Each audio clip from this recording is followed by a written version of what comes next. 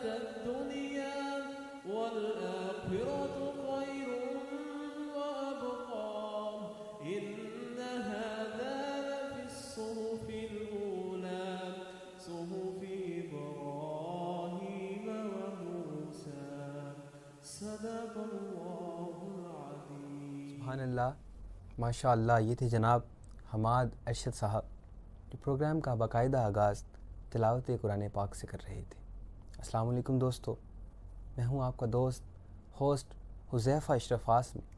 مرکز آسمی انٹرنیشنل کے زیر اہتمام رمضان ٹرانسمیشن ہدایت رمضان میں آپ کو خوش آمدید.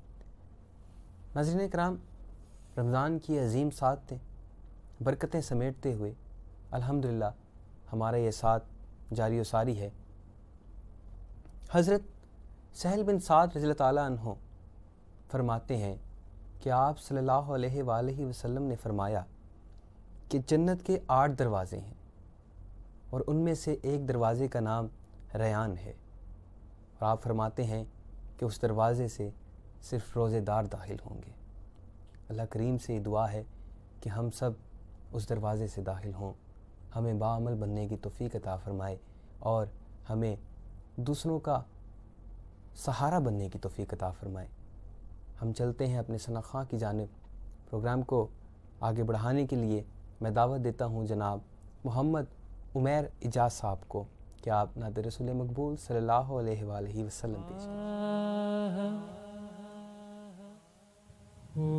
حضور میری تو ساری حضور میری تو ساری بہار آپ سے ہے. حضور میری تو ساری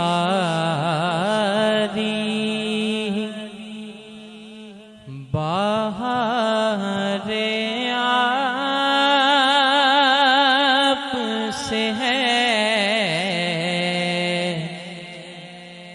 میں بے قرار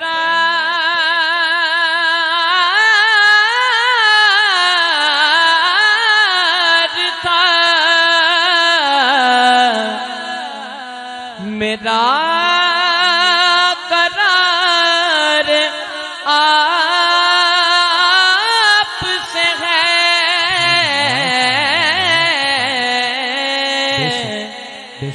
حضور میری تو ساری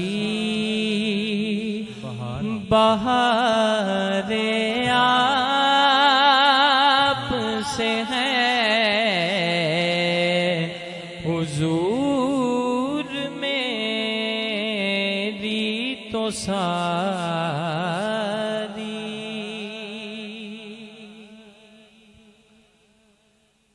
اور میری تو ہستی کیا ہے میرے غریب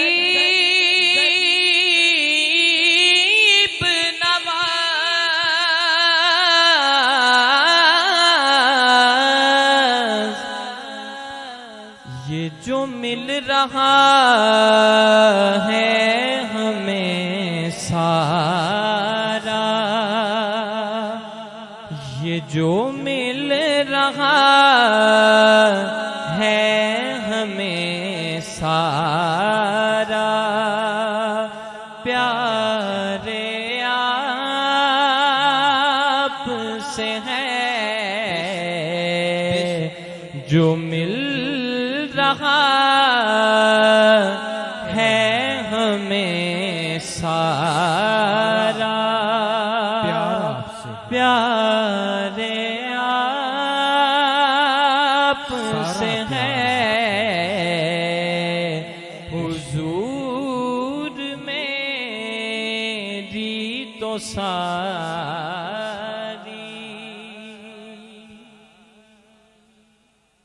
اور محبتوں کا صلہ سے کون دیتا ہے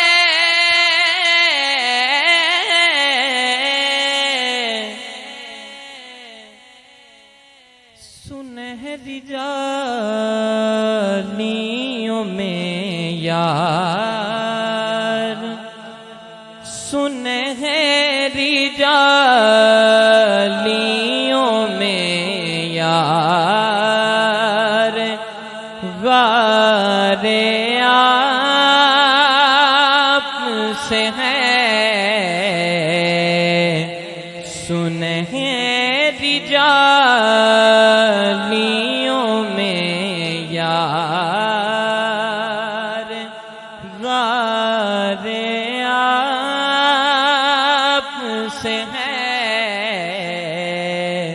حضور میری تو ساری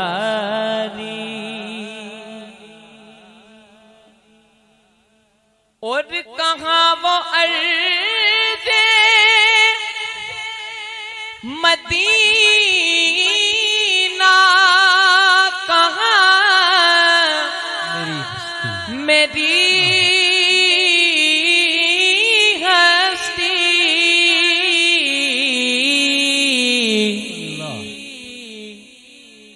یہ حاضری کا سبب بار بار آپ سے ہے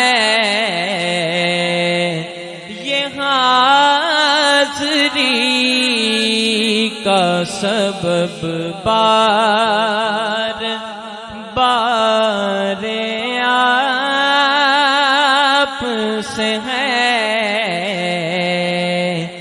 میں بے قرار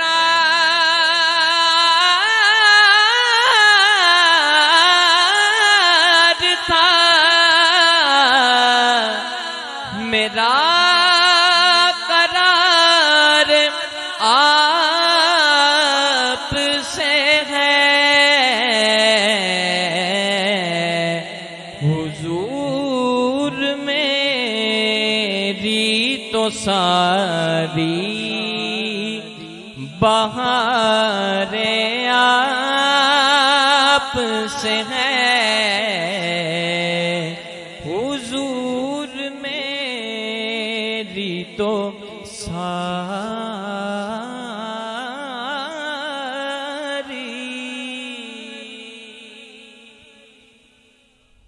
سبحان اللہ.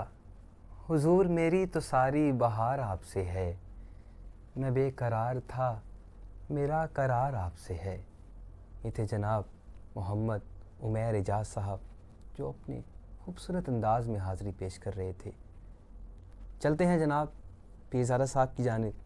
میں آپ سے گزارش کرتا ہوں کہ آپ اپنے دل نشین انداز میں گفتگو فرمائیں. اعوذ باللہ من الشیطان الرجیم بسم اللہ الرحمن الرحیم. ناظرین کرام، روزہ ہر بالغ مسلمان مرد عورت پر فرض ہے. روزے دار اللہ تعالیٰ کی خوشنودی کے حصول کے لیے کھانا پینا چھوڑ دیتا ہے، ترک کر دیتا ہے. اس کے ساتھ ساتھ روزے دار گناہوں سے بچتا ہے، عبادات کا اہتمام کرتا ہے، اپنے جسم کے تمام اعضاء کو برائیوں سے بچاتا ہے. لیکن کچھ امور جو انجانے میں یا غیر ارادی طور پر سرزد ہو جاتے ہیں تو ایسے امور سے روزہ نہیں ٹوٹتا، کیونکہ دین اسلام میں زبردستی نہیں ہے اور اللہ تعالیٰ انسان کو صرف اتنی تکلیف دیتا ہے جسے برداشت کرنے کی طاقت وہ رکھتا ہے. قرآن کریم میں ارشاد باری تعالیٰ ہے کہ دین کے معاملے میں زبردستی نہیں ہے.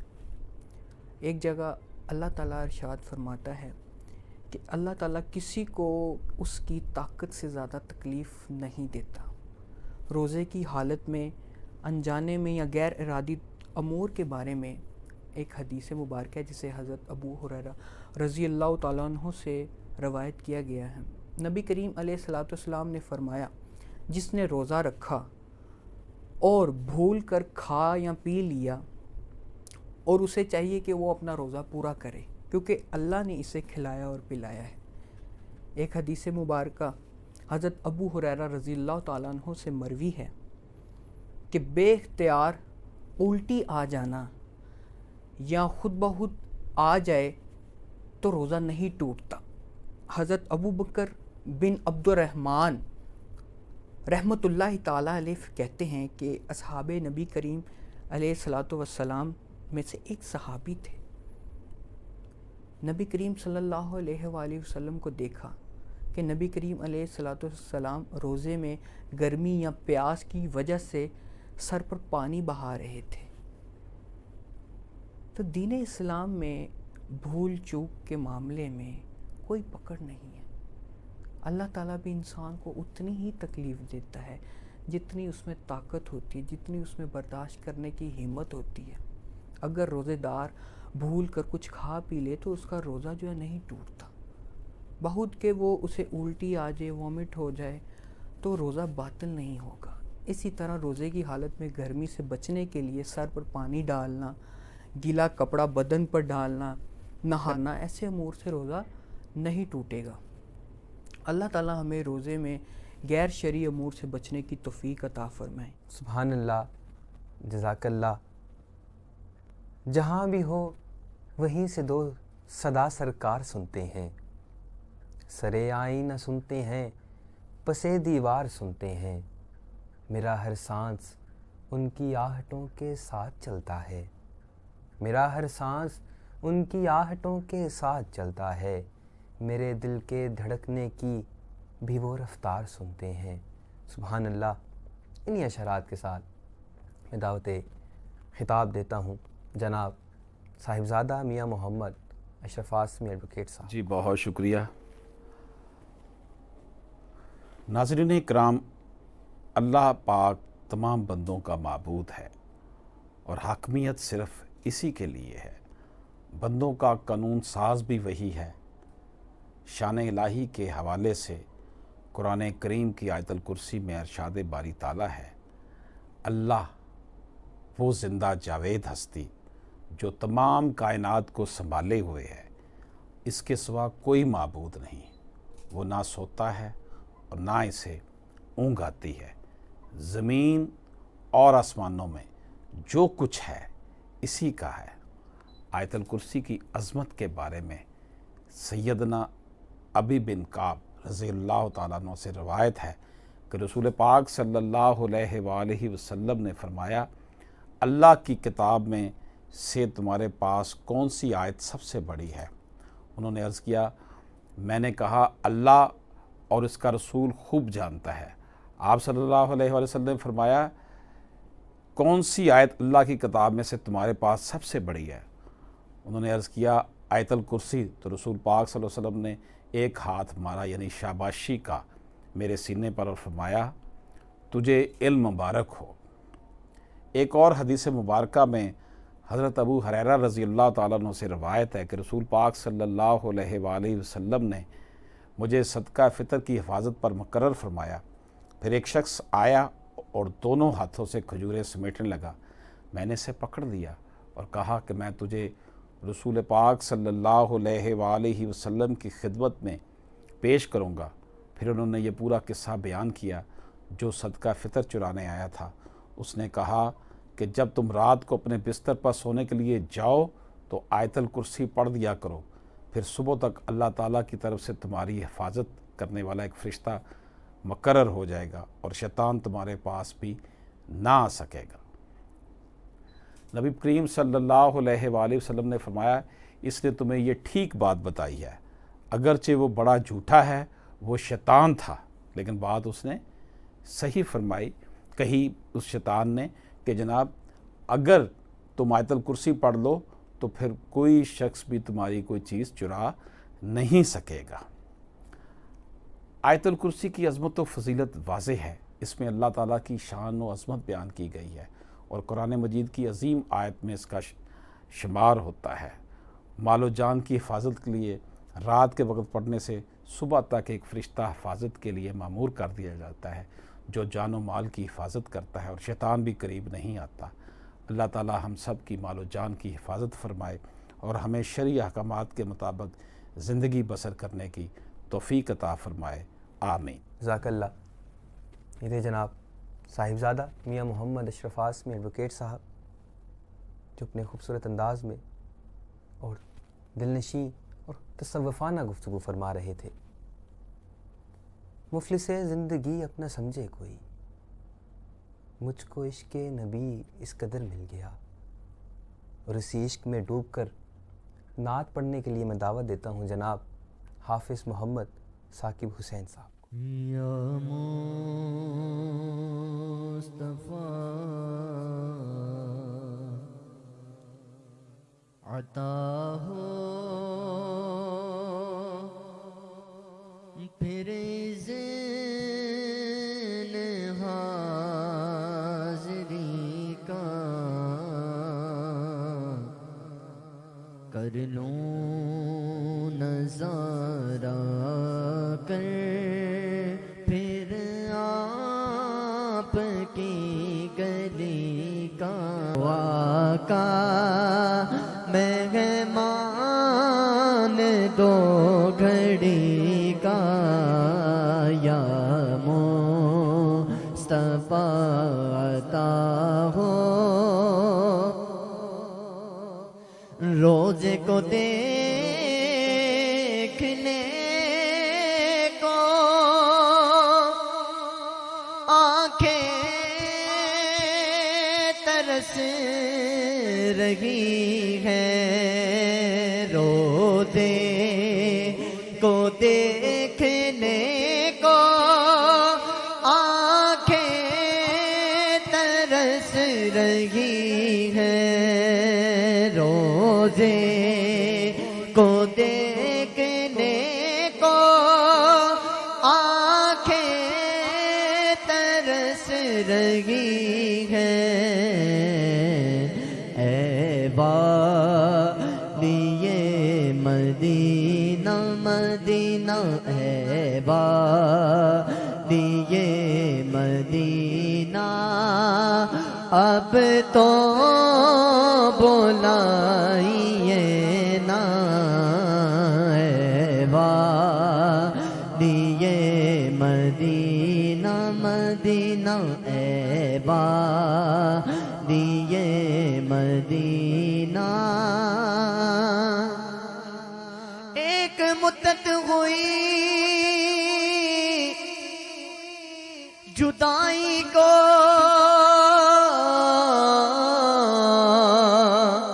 دے دو رخصت شاہ مدینے کی،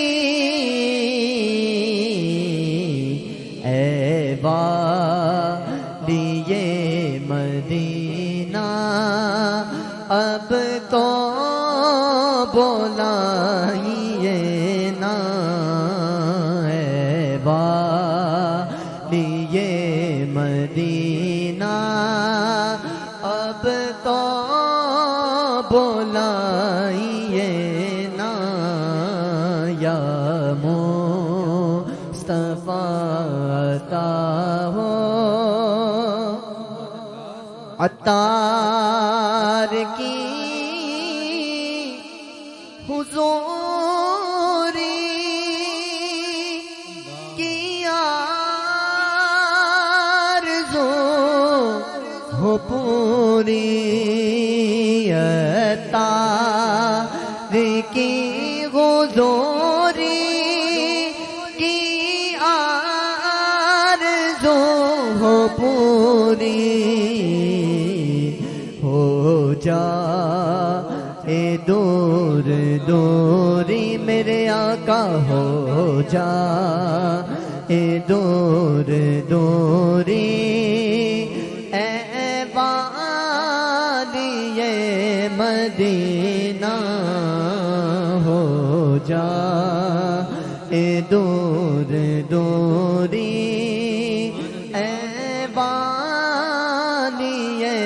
مدینہ یا مصطفیٰ عطا ہو